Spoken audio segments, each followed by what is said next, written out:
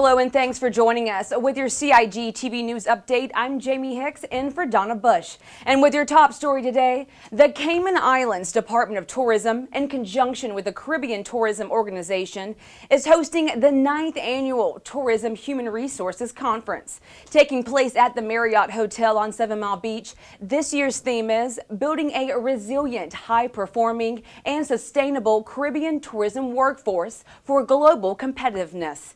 CIGTV News attended the conference and heard from the Honorable Moses Kirkconnell, the Department of Tourism, and the keynote speaker. Take a look. Our partnership with the Caribbean Tourism Organization provides a vital connection to our region. And so I'm wearing today my Caymanite jewelry, which is my lucky charm.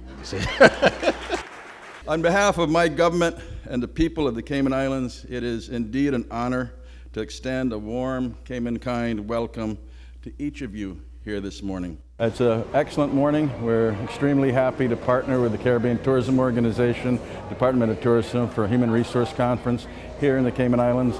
Over 100 delegates from 20 different countries. So we're looking at the future, employment, for strategies, for how we develop our tourism human capital. Very good morning. Well, I believe that the strength of our region is that we understand that tourism is one of the economic benefits and drivers. So by human resource professionals getting together, what you're trying to do is create a better environment, and we understand that the key for tourism is the human capital itself. You know, we always say our competitive edge is our people.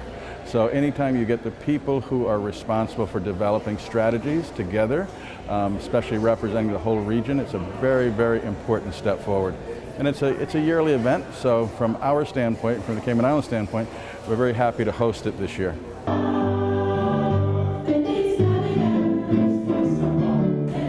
I think the main message is that we're going to continue to witness a lot of change, and it's coming to us very rapidly, very vastly. Sometimes we get a little despaired by it, we get scared by all the changes, but it's important to know that the change that comes to us, while we cannot stop the change, we can certainly determine what kind of impact it has on us by making the right policy choices. So the future and the future of work, or the future is changing, the world of work is changing, but it doesn't have to be a bad thing for us. It can be a good thing if we are able to make choices for sustainable solutions. We're proud to host the 9th CTO HR conference because it's an important time for Cayman. We talk about the success we've had in arrivals and visitation, and it's also important for us to focus on the people who make that all important. So as a region, we get together and have collective discussions about how we manage human capital in order to make them more resilient and have a workforce that's interested in gaining traction in tourism. Claudia spoke this morning and she talked about how you plan to introduce new individuals to the workforce. In Cayman particularly, we have a young workforce that's very interested in tourism, and to talk about the numbers that are growing in that field. It means that we develop strategies so that there's a balance between what's expected when you enter the tourism workforce as well as what employers are expecting from the new workforce. So strategies from a conference like this help us to have conversations with private sector as well as individuals in our programs, whether it's the scholarship program, apprenticeship program, to train and ensure that we're matching the skill set and the mindset for tourism in Cayman. So we talk about work-life balance, flexibility, the opportunity that people want a decent working condition in tourism. We can actually share that information and bridge the gap between private and public sector and the people who are interested in tourism from strategies developed at a conference like this. Homeland fair, Cayman Isle, I cannot thee forget. Thank you.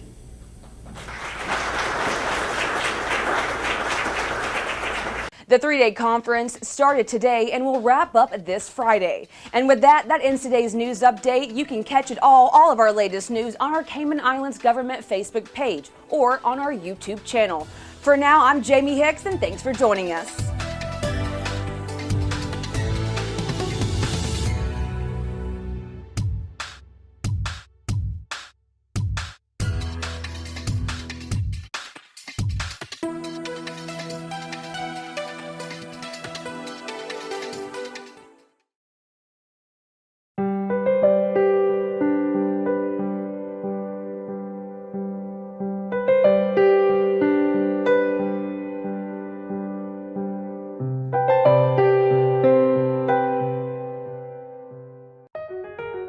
Did you know that planning permission is required for a shed? Did you know you should check with the department as a planning and permit application may be required?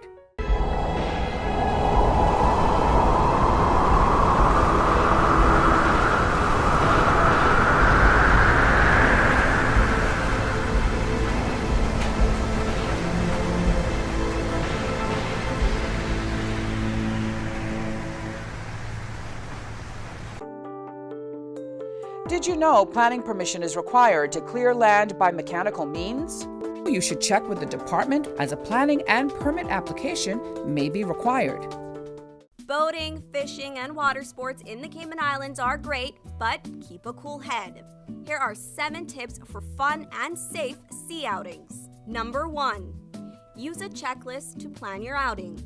Check the weather forecast, make a float plan, and share it with someone who is remaining on land, stating where you're going, with whom, and when you're expected to return.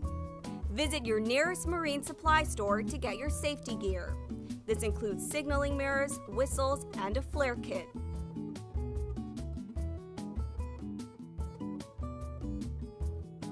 It's also very important to have on-board flotation devices and life vests for each person. There are different types of vests. Some are for water sport activities such as snorkeling, and others are for going on offshore boating or on fishing trips. Number 2. These items can be lifesavers in case of an accident or bad weather. Number 3. Use a motor kill switch, especially if you're boating alone. In case of a leak or breakdown, always stay with the boat until help arrives. If you capsize, an emergency beacon or locator device can send a distress signal to inform the authorities of your location. Larger flares will indicate distress to a boat, airplane, or search and rescue officials. Number 4. In addition to sunscreen, food, and beverages, it would be smart to have a cell phone. Make sure your marine radio works. Cayman boaters use Channel 16 to communicate. Number 5. Also, don't forget your anchor and sufficient rope. Number 6. Boat operators should be familiar with the local waters and reefs, as well as the capabilities and functions of the vessels they are using. Always obey the rules of the sea and the marine environment, and have courtesy for others. Number 7. Alcohol and salt water do not mix, especially if you're the captain. Some useful contact numbers are 911. The RCIPS Marine Base is 649-7710, and the Port Authority is 949-2055. Smooth sailing, all!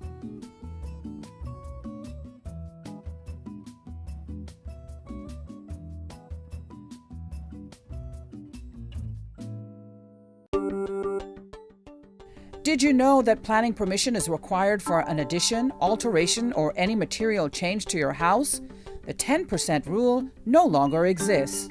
Did you know you should check with the department as a planning and permit application may be required?